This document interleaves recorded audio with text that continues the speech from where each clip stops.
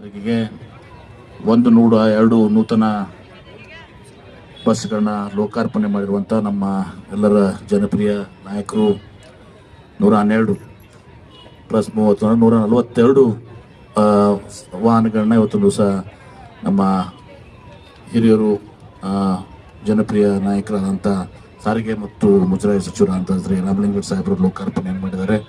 ನಾನು ಇವತ್ತು ವಿಜಯಪುರ ಜಿಲ್ಲಾ ಉಸ್ತುವಾರಿ ಸಚಿವನಾಗಿ ಇವತ್ತು ಅವರಿಗೆ ನಾನು ಹೃದಯಪೂರ್ವಕವಾದಂಥ ಅಭಿನಂದನೆಗಳನ್ನ ಕೃತಜ್ಞತೆಗಳನ್ನ ಅರ್ಪಣೆ ಮಾಡಲಿಕ್ಕೆ ಬಯಸ್ತೇನೆ.